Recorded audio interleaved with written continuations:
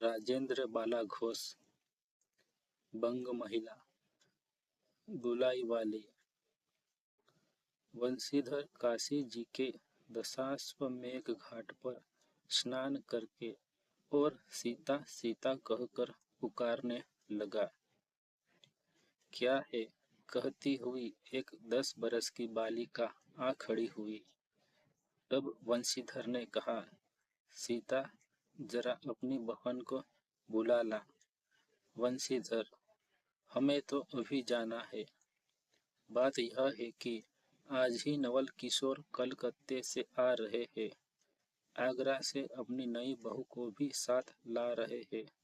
हम सब लोग मुगलसराय से साथ ही इलाहाबाद चलेंगे। उनका तार मुझे घर से निकलते ही मिला। इसी से मैं झट नहा धोकर लौट आया। जानकी देई, मेरे तो नाक में दम आ जाएगा उनकी हंसी से। उनकी हंसी मुझे नहीं भाती।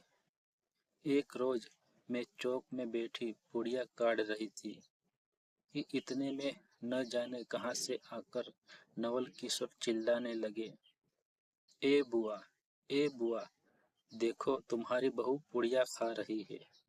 मैं तो मारे शर्म के मर गई। बंशीधर इलाहाबाद के रहने वाले हैं। बनारस में ससुराल है।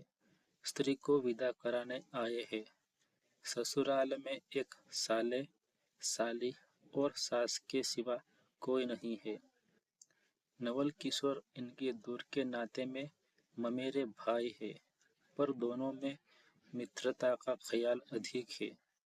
दोनों में गहरी मित्रता है। दोनों एक जान दो कालिब है। वंशीधर इक्का लाता है। जानकी देई बड़ी विकलता से रोती हुई इक्के पर जा बैठी। सिकरोल के स्टेशन के पास पहुंचते पहुंचते जानकी अपनी आंखें अच्छी तरह पोंछ चुकी थी। इक्के वाला, इधर से टिकट लेते जाइएगा। पुल के उस पार तो जोड़े दर्जे का टिकट मिलता है। यथा समय वंशीधर राजघाट पार करके मुगलसराय पहुंचे। रेलगाड़ी भी आ खड़ी हुई, पर नवल किशोर का पता नहीं। जानकी को जनानी गाड़ी में बिठाया। समय पर गाड़ी मिर्जापुर पहुंची। इतने में अपने सामने उस दुलाई वाली को आते देखा। तू ही उन स्त्रियों को कहीं ले गई है। इतना कहना था कि गुलाई से मुंह खोलकर नवल किशोर खिलखिला उठे।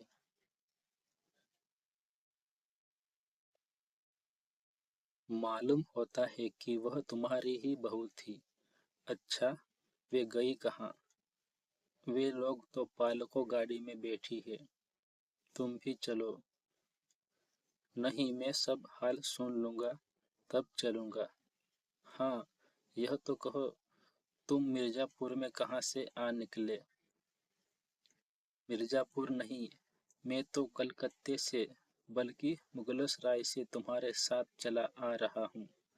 तुम जब मुगलसराय में मेरे लिए चक्कर लगाते थे, तब मैं ड्योढ़े दर्जे में ऊपर वाले बेंच पर लेटे तुम्हारा तमाशा देख रहा था। फिर मिर्जापुर में जब तुम पेट के धंधे में लगे थे, मैं तुम्हारे पास से निकल गया, पर तुमने न देखा। मैं तुम्हारी गाड़ी में जा बैठा। सोचा कि तुम्हारे आने पर प्रकट होऊंगा, फिर थोड़ा और देख ले। करते करते यहाँ तक नौबत पहुंची। अच्छा, अब चलो, जो हुआ उसे माफ करो।